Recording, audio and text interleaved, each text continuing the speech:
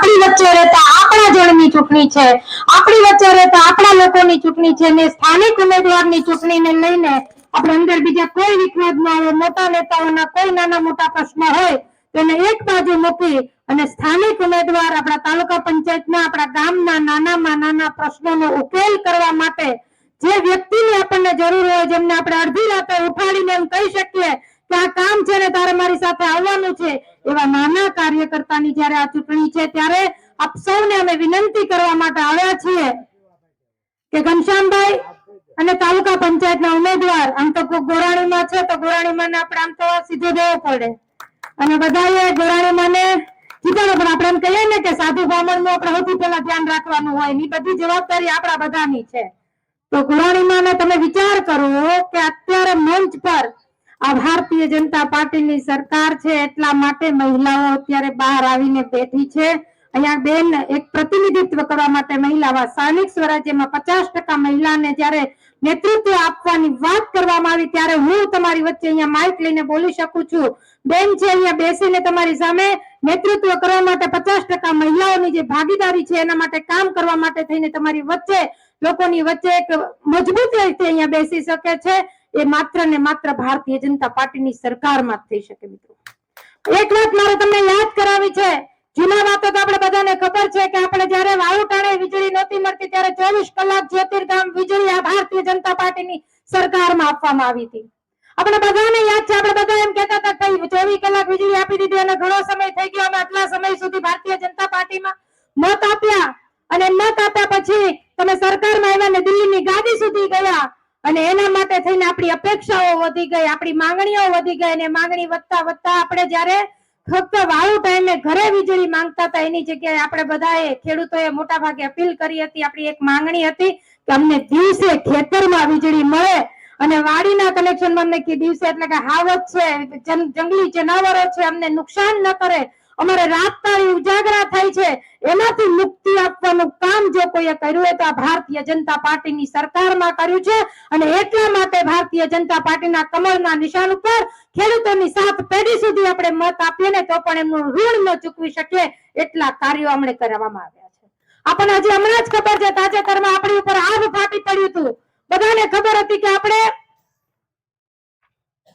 સેંકડો મોઢે મગફળીનું મબલક ઉત્પાદન થશે, એવું થતું હતું કે માંડવી છે આપણે નાખશું ક્યાં, એટલું ઉત્પાદન થશે અને કુદરતે કાળો કેર વર્તાવ્યો, અતિવૃષ્ટિ થઈ, આપણો માલ છે ખરાબ થઈ ગયો, બગડી ગયો, છતાં ભારતીય જનતા પાર્ટીની સરકાર તમારા સુખમાં સુખી અને દુઃખમાં તમારી પડખે ઊભી રહી અને એમણે એમ કીધું કે આપણને બધાને બીક હતી કે બેન અમે મગફળી નાખશું અહીંયા આવીને તમે પાસ કરી દેશો, ગોડાઉનમાં વહી જશે ને સરકાર સહાય નહીં આપે તો. આ ભારતીય જનતા પાર્ટીની સરકારે તમારી પલ્લી ગયેલી મગફળી પણ લઈ લીધી અને સાથે સાથે દરેક ખેડૂતના ખાતાની અંદર વગર સર્વે કર્યા વગર દરેક ખેડૂતના ખાતામાં એમને અતિવૃષ્ટિની સહાય આપવાનું કામ કર્યું હોય.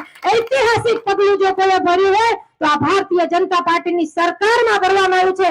એમણે વિચાર કર્યો, બાકી ખબર જ છે આપણને બધાને ભાઈ કે તમારે મગફળી પલ્લી ગઈ હતી તો અતિવૃષ્ટિમાં નામ ન આવે, એમાં સહાય લેવી હોય તો માંડવી ટેકામ ક્યાંથી આવી ભાઈ? આ બધું જ જે કામ કર્યું છે તમે ને હું બધા જ જાણીએ છીએ. આપણા હૃદય પર હાથ રાખીને વાત કરવી જોઈએ કે ભારતીય જનતા પાર્ટીની સરકારમાં ખેડૂતો જે સુરક્ષા મેળવી છે, ખેડૂતોને જે સહકાર મળ્યો છે એ બીજી અન્ય કોઈ પાર્ટીએ ક્યારે વિચાર પણ નથી કર્યો અને સપનામાં પણ વિચાર નથી કર્યો. ખેડૂતોની વાત સુદ્ધા એમણે નથી કરી. અને જે લોકો તમારી વચ્ચે આવીને વાતો કરીને જતા હોય કે અહીંયા આમ કરવામાં આવે છે, તેમ કરવામાં આવે છે અને બીજામાં ખેડૂતોના કામમાં જે હવનમાં હાડકા હોમવાના કામ કરે છે, એ મિત્રોને હું તમારા માધ્યમથી અહીંયા તમારા ગામમાં આવીને કહેવા માંગુ છું કે તમે બધા યાદ રાખજો કે તમે એમ કહેતા હોય કે સરકારે કઈ આપ્યું નથી તો એમના ખાતાની બેંકની પાસબુક જઈને તપાસી લેજો. સૌથી પહેલી લાઈનમાં ખેડૂતોના 6000 સરકારના જે આવે છે ને એ એના ખાતામાં લેતા થઈ ગયા છે. આયુષ્યમાન કાર્ડ વાપરતા થઈ ગયા છે.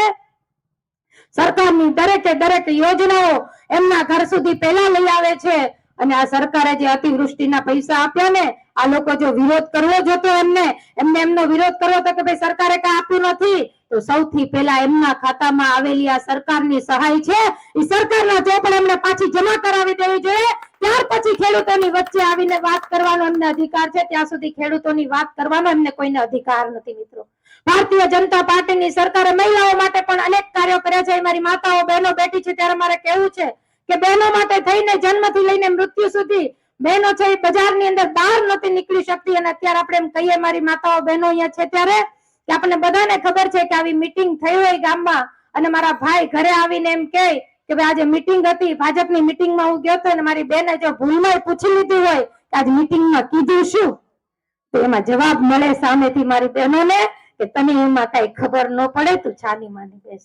આ ભારતીય જનતા પાર્ટીની સરકાર આવી ત્યારે એને બહેનોને સ્વતંત્રતા આપવાનું કામ કર્યું. બહેનોના નામે મકાન, મિલકત, પ્રોપર્ટી કરવા માટેની અનેક યોજનાઓ લાવવામાં આવી. જન્મથી લઈને મૃત્યુ સુધી બહેનોને દીકરી બચાવો, બેટી પઢાવો એવા સૂત્ર નારા નાથે નહીં પણ અનેક યોજનાઓ સાથે મહિલાઓ અને યુવાનો, ખેડૂતો, બધા જ વર્ગને, ગરીબોને વિકસિત કરવા માટે થઈને આપણને જે યોજનાઓમાં અસંખ્ય રીતે લાભ આપવામાં આવ્યો છે તે બધાની અંદર આપણે બધાએ પૂરતો લાભ લીધો છે. આપણી વચ્ચે આપણા લોકપ્રિય ધારાસભ્ય કે જેમણે ધારીની હંમેશા ચિંતા કરી છે એવા જેવી કાકડિયા સાહેબ ઉપસ્થિત છે, તેમનું પણ આપણે સ્વાગત કરીએ. વધારે વિશેષ સમય નહીં લેતા આગામી દિવસોમાં મળશું, પણ હું એક જ અપીલ કરવા માટે આવી છું કે 4 વર્ષથી હું આપની વચ્ચે કામ કરવા માટે આવી હતી. તમને એમ થયું હોય કે બેને એક ખેડૂતની દીકરી, હું એમ નથી કહેતી કે મેં કામ કર્યું છે એટલે તમારી પાસે હું કઈ માંગી શકું, પણ એક ખેડૂતની દીકરી તરીકે મેં ખેડૂત માટે કઈ કામ કરવા માટેની જો ચિંતા વ્યક્ત કરી હોય તો આ ખેડૂતોના કામમાં જે હવનમાં હાડકા હોમવા માટે આવેલા હતા એ લોકોને પરાસ્ત કરી અને હિરપરાભાઈ અને અહીંના તાલુકા પંચાયત ને જિલ્લા પંચાયતના બંને ઉમેદવારો જલ્દી બહુમતીથી જીતાડી વિજયી બનાવશો તો મને એમ લાગશે કે મેં જે કઈ કામ કર્યું છે એ લેખે ગયું છે, દૂધ દોણામાં ગયું છે, હેઠું નથી ગયું, એ ખબર પડે મને. એના માટે આપની વચ્ચે આવી હતી. તમે બધાએ મને ખૂબ શાંતિથી સાંભળ્યા બદલ આભાર. વંદે માતરમ. ભારત માતા કી જય.